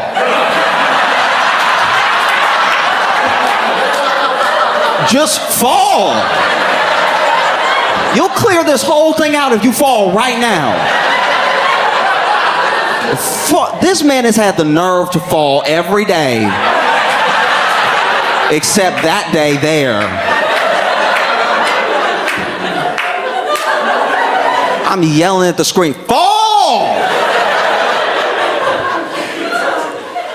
If that man had fallen, we'd be having a different conversation right now, right? If he had fallen, they would have scooped him up on a stretcher. Would have been like, look, the president had a great answer ready, but gravity is a Republican, so the odds were stacked against him. He's brave for even showing up against that red Republican elephant ass gravity. Oh. It was insane. I felt like I was going crazy because this is the thing that's infuriating, right? And I'll probably come back to it in a second, but the thing that I cannot get out of my head is that we all knew, and everything that happened is what we said would happen, and now pundits are talking to us on TV, on like legacy media, talking about what happened the way that we talk about what was gonna happen before it happened, and they want to convince us that they're worth watching. You ever tell somebody a story and then time passes and then one day they try to tell you your story like you didn't tell them the story, and you look at them like either you crazy or you think I'm crazy because I told you that. You're not bringing me any new information. That's what it feels like. It's like after the debate, I watched the after debate. And they were like, you know, he is older. These are the same people, by the way, who have been like, no, we have to chase him around the White House. We can barely keep up with them. And I knew they were lying then.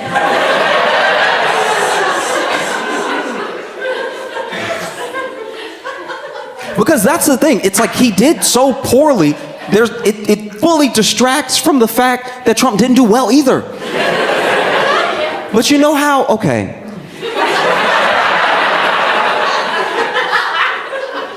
One time, I was with some friends, and we were headed to a party. We get there, and there's like 2 more friends that we're waiting on, and one of them is supposed to bring all the drinks, right? And one of my friends had already poured out a beer, was drinking his beer, and when we were stepping outside, because it was like an outdoor in front of the house sort of event, we're all on the lawn and everything, we see one of our friends who was supposed to bring the drinks, right, crash right into a light pole, right? And right when he crashed into the light pole, we all screamed, and a couple people ran over there. And then my friend who had poured the beer was like, oh my God, I dropped my drink, right?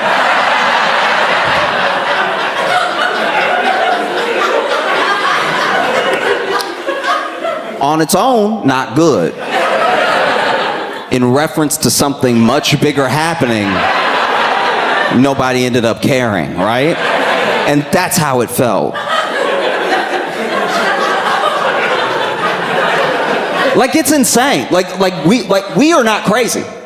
We're not crazy, they're crazy. You know what I mean? We're not crazy, they're crazy. We said it already. They're crazy, they just don't listen. They don't listen. How do you not listen when it's everybody saying it? You know?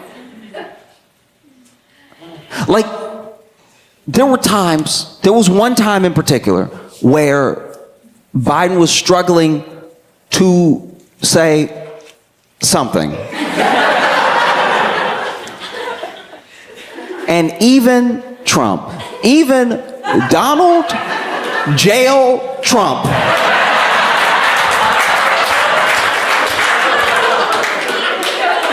looked at Biden, and you could see it on his face. He was like, is this motherfucker all right?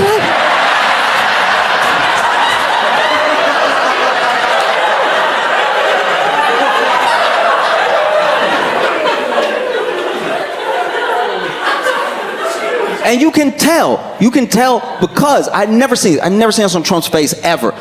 Trump had an actual eyebrow arc of concern. I've never seen him have that ever. He's never looked as phased to me as when he was looking at Biden next to him going, is it?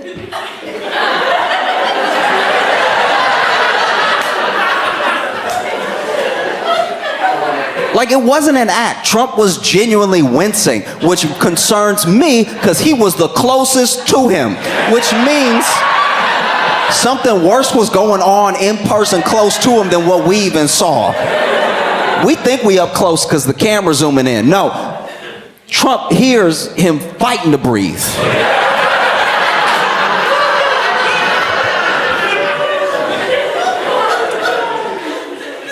It felt so terrible.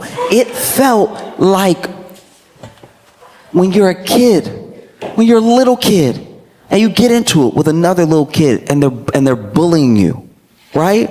And you tell that kid, my dad could be your dad. And then maybe you go home, and maybe you go home with a shiner, maybe you go home with some cuts and bruises, and your dad asks what happened. And you're like, hey, this kid's been bullying me, right? And I tried to tell my teacher, and she didn't do anything. And so your dad's like, okay, I'm gonna go to school. I'm gonna go to school tomorrow, we're gonna sort this out. And maybe he goes to pick you up and settle things up with the teacher right when the bully's dad comes and tries to settle things up with the teacher too, because his kid told him a different story, you know? His kid told him, hey, this kid's school's being a bitch, so I had to hold him down and everything. And the teacher is like, look, everyone's here, maybe we can mediate. And so they do that thing that schools do where they don't really know how to help. You know what I mean? They're just like, if you could stop, that'd be great. Or not, I didn't see it, so whatever. But don't fight, because we have a zero tolerance policy on violence, so even if you fight back, you're gonna get expelled, you know what I mean? So then, now it's just you and this kid that you know bullies you, and then him and his dad teaching him his ways, and your dad teaching you his ways, and now they're outside, you know? And maybe your dad tries to have a heart-to-heart with the other dad, because both two dads of kids, and so he says to him, he's like, hey, look, can you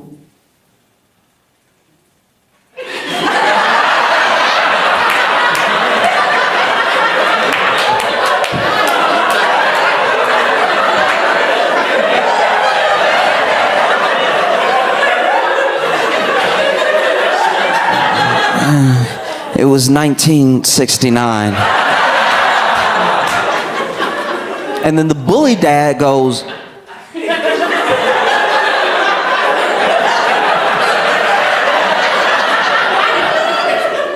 is this motherfucker all right? Like,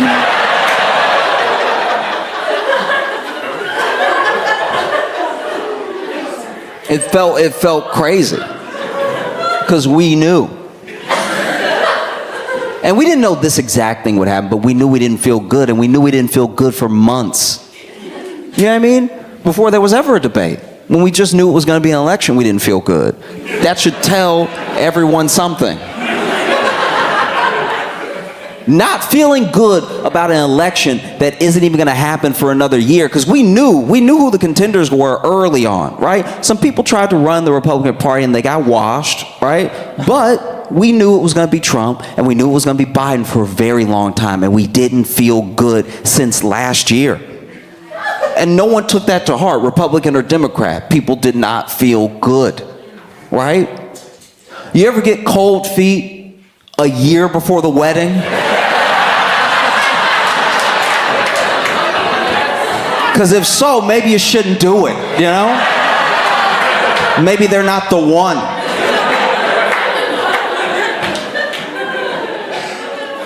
We're not crazy, they're crazy. You understand that, right? Like, it's not us.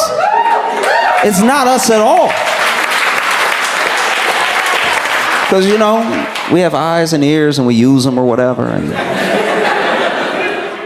And that's the other thing that really stuck out to me, is that, you know, no one really talks about Trump's performance because of Biden's, but Trump didn't do that well. There was a lot of like open lying to the point where where do you do in that situation?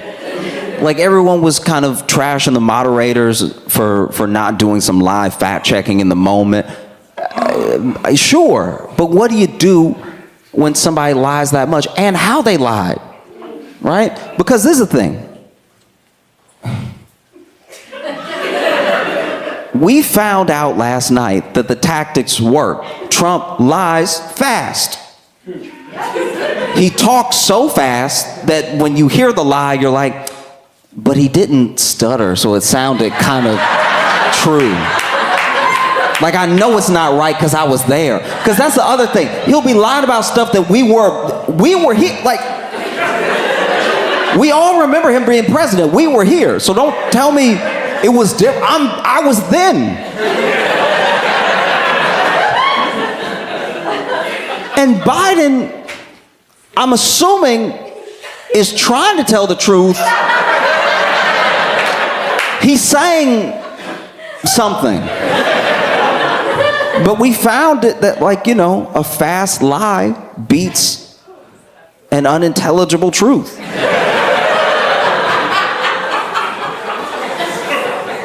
It does. Even in your personal lives, it does. Let's say you out with friends, right? Out with friends, and then let's say, you've been bad. You've been terrible even. You did a little cheating, right?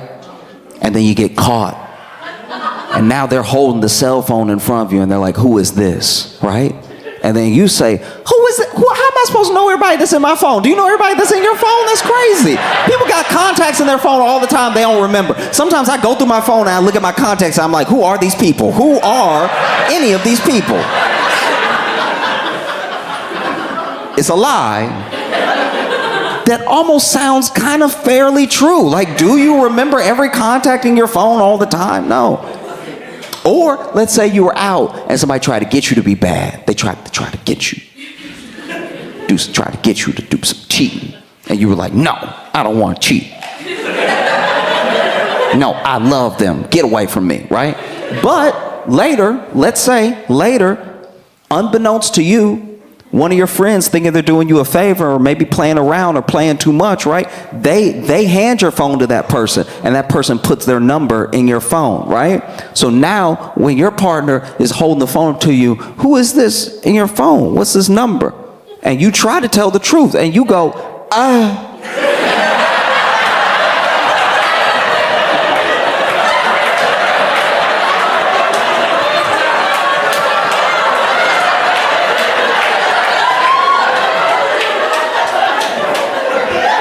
said,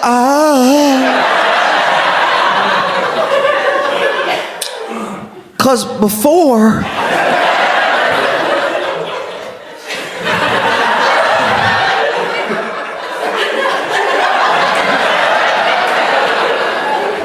in 1969,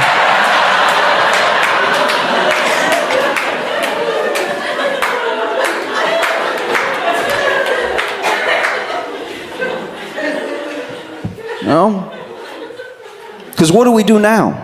What's the plan? You know what I mean? What's the plan? Are we just gonna move on like nothing happened? Or are we gonna just hope for the best? What's really the plan? Because we're acting as if there aren't other people that can run, and we're acting that way because of the circular thinking. Because look, legacy media, sometimes I trash them. People in the DNC, sometimes I trash them. But the thing that they weren't wrong about is the reasoning that lets you land where you were before. It's not lazy. It's not out of not caring. It's out of not having a belief and knowing your options. That's what happens. And it happened to both parties, by the way, right? It happened in both scenarios where there were people in the national conventions of these parties not really sure where to go from here. And so you go with what worked last time, even if it's not going to work this time. And I think it's tough. It's tough when you have something like that, right? Something where unequivocally we can all look at it and be like, yes, the man is old and maybe it wasn't his night, but this looks very bad and it does not inspire confidence in us. It doesn't inspire confidence in the people that we want to vote for this man, if nothing else, so the other man can't win, or because we really believe in the policies and the actions of this man, right? It doesn't help. And then you have people who are those could-be contenders, right? Because there's a conspiracy theory that I'd like to believe. And I'll share it with you, but I have no evidence for what I'm saying. There's a conspiracy that they wanted this debate. People in the DNC want this debate to be before the convention so that if he didn't perform well, there'd be time to rally behind someone else and replace him. I don't know if that's going to happen, but it looks like a setup. It looked like... Looks like a setup if I ever seen one. Like, you know? Because the idea that he was at Camp David prepping for this debate for a week and that they actually made him prep because he was hoarse. Why is this man hoarse? It's because they had him really talking like he was going to be out there dunking on Trump instead of just giving him a week-long nap. Let that man rest. Y'all worked him so hard he showed up with a cold. Set him up to fail, right? Because who else could it be, you know? Some people say Gavin Newsom. Gavin Newsom's a tough one, though, because then, right after the debate, Gavin Newsom goes up there and does a full-on Ron DeSantis. Because remember when Ron DeSantis was running against Trump, he just didn't want to say Trump's name yet. He was like, I'm not running yet or whatever. And then it finally got time for them to run and he announced. And then he had a little bit of momentum, but then he had to go toe-to-toe with Trump and he didn't know how to do it. So he got aired out in front of everybody, right? I think Gavin Newsom had similar ideas. He was like, look, I'm going to support the president this time. I'm going to be in everybody's good graces. I'll run in 2028, right? But if there's ever a time, it's now. And it doesn't help when he goes on TV right after the debate and tries to negate everything that we just saw. Because it makes me trust him less. You know what I mean? When they're asking him, how do you feel about his performance? I mean, he's like, oh, come on, everyone has an off night.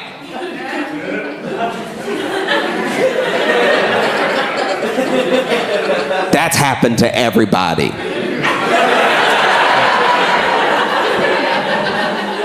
I've been alive for a while. That has not happened to me. You know? Or you get Gretchen Whitmer. Gretchen. You know what I like about Gretchen Whitmer? Gretchen Whitmer would be good because Gretchen Whitmer, they already tried to kidnap her. So